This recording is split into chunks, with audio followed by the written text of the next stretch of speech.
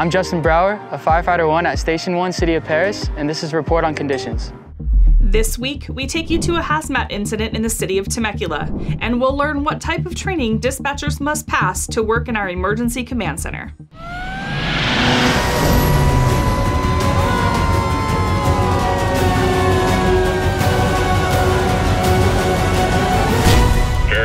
Engine 1 with report on conditions. Hi, I'm Maggie Klein de la Rosa. Thank you for joining CAL FIRE Riverside County Fire Department's Report on Conditions. For the past week, from August 28th to September 3rd, our firefighters responded to 3,948 calls for service, including 2,963 medical emergencies and 113 fire-related calls. Of the fire calls, 20 were vegetation fires and 14 were structure fires. Let's check out a few highlighted incidents from the past week. On Friday, September 1st, at around 7:45 in the morning, firefighters responded to a reported chemical spill in the 12,000 block of Pachanga Road in Temecula. The first arriving engine officer reported a commercial truck with a chemical tank leaking an unknown liquid that was creating a vapor cloud.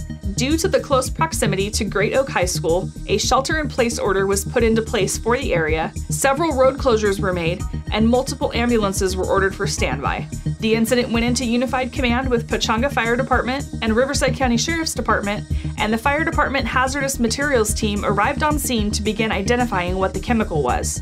The HAZMAT team and County Environmental Health Department determined the chemical was muriatic acid for pool cleaning and were able to neutralize the acid to begin cleanup. After several hours, the chemical was cleared from the roadway by the Environmental Health Department and a private company.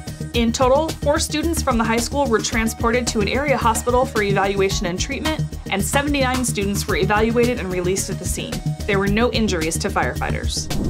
On Friday, September 1st, around 6:30 in the evening, firefighters responded to reports of a vehicle stuck in a flood from a heavy downpour near the intersection of Avenue 52 and Education Way in the city of Coachella. The first arriving engine to the area reported several vehicles in deep floodwaters and began searching for stranded patients. Thankfully, only one vehicle was occupied, and that patient was able to self-extricate and be walked out to higher ground by Riverside County Sheriff's deputies. The patient was assessed by the ambulance that was also on scene. The Sheriff's Department, with county roads, closed the roadway until the water could recede. Our last highlighted incident of the week also occurred on Friday, September 1st, around 7:30 p.m. near the intersection of Avenue 54 and Shady Lane in the city of Coachella. Firefighters responded to 911 calls reporting a commercial vehicle on fire. Upon arrival, the first engine company officer reported a Bobcat tractor fully involved with fire on the back of a flatbed truck and requested one additional engine to assist. The fire was quickly contained to the tractor, and no injuries to civilians or firefighters were reported.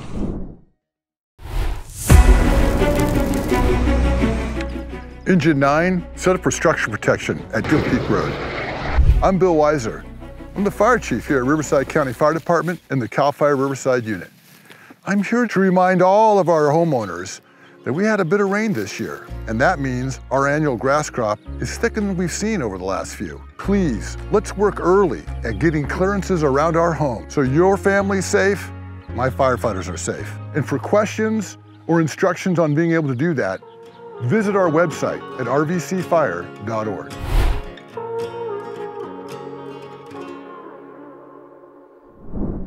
CAL FIRE Riverside County Fire Department would like to remind residents how important it is to have some type of evacuation kit or go bag just in case there is a natural disaster. California has been experiencing different types of natural disasters, from wildfires, earthquakes, tropical storms, just to name a few. We are urging emergency preparedness for residents. It is unrealistic to think that someone else will provide for your family needs during and after a disaster. Eventually, help and resources will arrive, but having an emergency kit is important. Your kit should be equipped to sustain your needs for a minimum of 3 days. 7 days is preferred. This is especially important when you have special needs such as medications. The following items that every go bag or evacuation kit should have, according to CAL FIRE Riverside County Fire Department and other emergency agencies within the county, are face mask coverings, a 3-day supply of non-perishable food, 3 gallons of water per person, a map marked with at least 2 evacuation routes, prescription medication, a change of clothes, extra eyeglasses or contact lenses, an extra set of car keys, credit cards, cash or traveler's checks, a first aid kit, a flashlight, a battery-powered radio with extra batteries, sanitation supplies, copies of important documents, food and water for pets. While these items are universal, there will be some items that are specific for each individual of your family.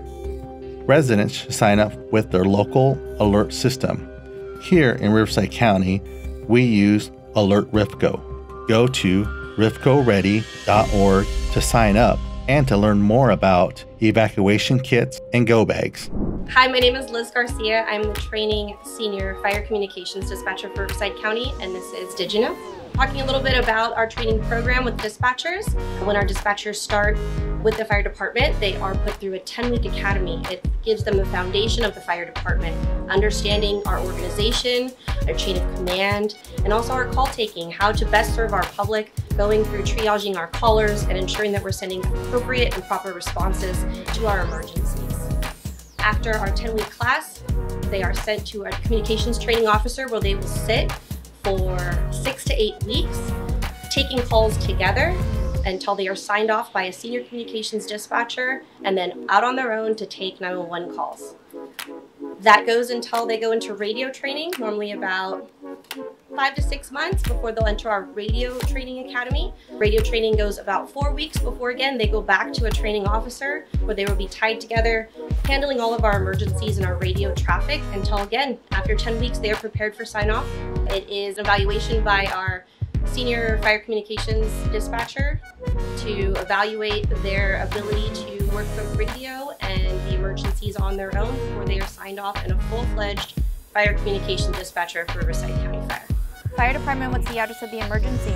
We'd like to look back at the past few months and congratulate the following county employees on their recent promotions. Mitchell Doddart, Fire Safety Specialist in Menifee. Lucero Iniguez, Fire Safety Specialist in La Quinta. Rosanna Sanchez, Fire Systems Inspector in Norco Eastvale. Kylie Telema, Deputy Fire Marshal. Andrew McGee, Technology Division Manager. And Chet Ashbaugh, Deputy Director of Fire Planning and Stats. Congratulations, everyone. That's it for this week's Report on Conditions. Be sure to follow @CalFireRRU on Twitter, Instagram, and Facebook to stay up to date on incidents as they happen. Did you happen to capture any pictures or videos of our firefighters in action? If so, send them our way at rrupio@fire.ca.gov. On behalf of your CAL FIRE Riverside County Fire Department Public Affairs and Community Education Bureau, I'm Maggie Klein De La Rosa. Thanks for watching.